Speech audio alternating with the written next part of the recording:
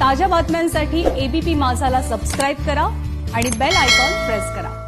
या घडीच्या सगळ्यात मोठ्या बातमीवर आपलं लक्ष आहे। संपूर्ण देशाचं लक्ष लागलेल्या बाबरी खटल्याचा निकाल आज लागला आणि या प्रकरणातील सर्व 32 आरोपींची सीबीआयच्या विशेष न्यायालयानं निर्दोष मुक्तता केली आहे। त्यामुळे अयोध्या प्रकरण आणि बाबरी खटल्याचा वाद आता जवळपास संपल्यात जमाय।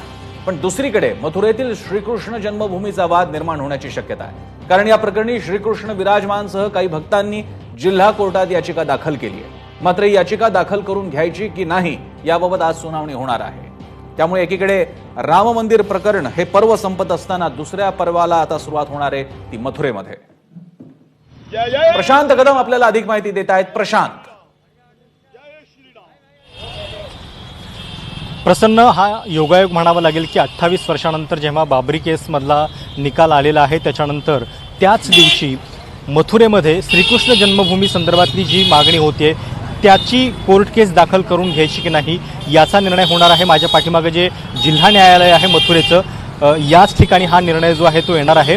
आणि जर अशा पद्धतीनं कोर्ट केस ॲक्सेप्ट झाली तर जसा अयोध्येचा खटला चालला तशाच पद्धतीनं हे प्रकरण सुद्धा शेवटी न्यायालयामध्ये येईल। आणि जसं अयोध्येमध्ये आपण पाहिलेलं होतं की रामलल्ला विराजमान या नावानं प्रत्यक्ष श्रीरामाला या ठिकाणी पार्टी करण्यात आलेलं होतं, तशाच पद्धतीनं या केसमध्ये सुद्धा श्रीकृष्ण विराजमान या नावानं भगवान श्रीकृष्णाला पार्टी करण्यात आलेलं आहे आणि त्यांनी ते स्वतः दाद मागतायत अशा पद्धतीनं ही याचिका करण्यात आलेली आहे। मुळात वाद काय आहे, 1967 साली या ठिकाणी जे श्रीकृष्ण जन्मभूमी न्यास आहे आणि शाही ईदगाह या दोन्ही संस्थांनी एकत्र येऊन या 13 एकरची जी जागा आहे त्याच्यावरती एक तोडगा काढलेला होता। त्या तोडग्यावरती नंतर 1973 साली कोर्टानं सुद्धा शिक्कामोर्तब केलेलं होतं। त्याच्यानंतर या ठिकाणी एक प्रशस्त अशा पद्धतीचं मंदिर सुद्धा बांधण्यात आलेलं आहे श्रीकृष्णाचं।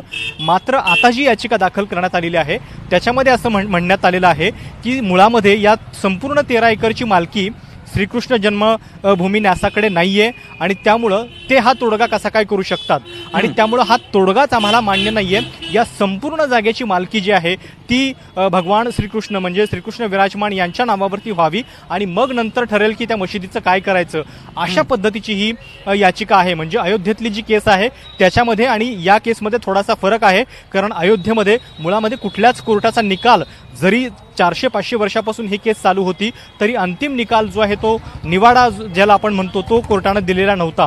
या ठिकाणी 1973 साली कोर्टामध्ये दोन्ही बाजूंनी एक गोष्ट जी आहे ती मान्य केलेली होती आणि ती आता मान्य नाहीये, पुन्हा हे प्रकरण सुरू करा अशा पद्धतीची ही याचिका आहे। याच्यामध्ये रंजना अग्निहोत्री ज्या वकील आहेत त्या आणि त्याच्यानंतर जैन म्हणून 2 वकील आहेत, यांनीही एकत्रितपणे याचिका दाखल केलेली आहे। आणि जसं अयोध्येच्या प्रकरणात होतं की नेक्स्ट फ्रेंड ऑफ रामलल्ला म्हणजे रामलल्लांचे नजीकचे मित्र म्हणून मग इतर पक्षकारांनी याच्यामध्ये भूमिका मांडलेल्या होत्या, तशाच पद्धतीनं या ठिकाणी श्रीकृष्ण विराजमान यांच्या वतीनं रंजना अग्निहोत्री या नेक्स्ट फ्रेंड ऑफ श्रीकृष्ण विराजमान आहेत आणि त्यानुसार ही केस जी आहे ती दाखल करण्यात आलेली आहे। आता कोर्ट हे ठरवेल की मुळामध्ये ही सुनावणी ऐकण्याजोगी आहे की नाही आणि त्यामुळं जशा पद्धतीनं राजकीय आरोळ्या दिल्या जातात की अयोध्या तो झाकी है, काशी मथुरा बाकी है, तर ते खरोखरच बाकी आहे का आणि कोर्टाला ते मान्य आहे का याचा फैसला आजच्या दिवशी होणार आहे। प्रशांत, राम जन्मभूमीच्या बाबतीमध्ये जो विवादास्पद जमिनीचा भाग होता तिथेच मंदिर होतं, तिथेच आधीची काही रचना होती असा दावा होता।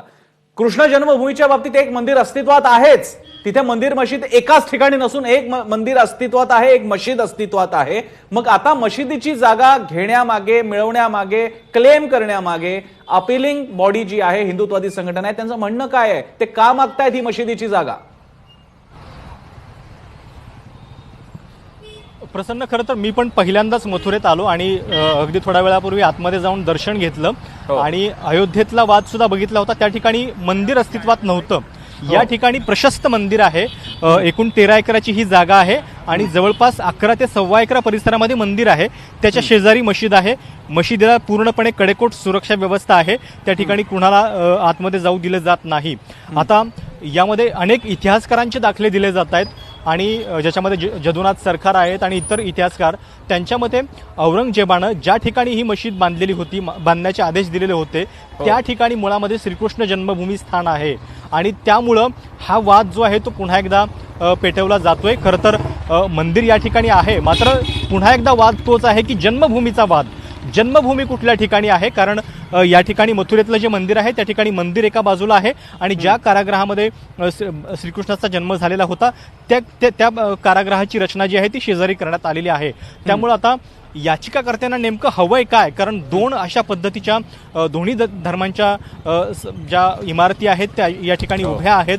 दोन्ही धर्मांची श्रद्धास्थानं जी आहेत ती शेजारी शेजारी लागून उभी आहेत आणि त्यामुळं हे स्ट्रक्चर जे आहे ते आता त्याच्यामध्ये नेमकी काय त्यांची मागणी आहे हा सुद्धा आता खरं तर प्रश्नच आहे. आणि मुळामध्ये सुप्रीम कोर्टानं हे म्हटलेलं होतं जेव्हा त्यांनी अयोध्येचा निकाल दिलेला होता की अयोध्येच्या बाबतीत जरी आम्ही 400-500 वर्ष मागे जात असलो तरी यापुढे देशामध्ये अशा ज्या वादग्रस्त इमारती जागा आहेत त्याच्यामध्ये आता पुन्हा केसेस ओपन होणार नाहीत. त्याच्यामुळं आता या केसला कशा पद्धतीने ट्रीट केलं जातंय, कोर्ट ते ऐकेल. प्रशांत, एकीकडे जरी असं म्हटलं जात असलं तरी आता यापुढे विवाद नको, तरी सुद्धा शेवटी हे लोकांना ठरवायचं असतं श्रद्धास्थानांच्या बाबतीत नेमका निर्णय काय घ्यायचा आणि त्यामुळे हे सगळं संपेल इतक्या लवकर असं सध्या तरी दिसत नाही. तुर्तास धन्यवाद प्रशांत. वेळोवेळी आपण तुमच्याकडे पुन्हा येत जाऊ मथुरेकडे.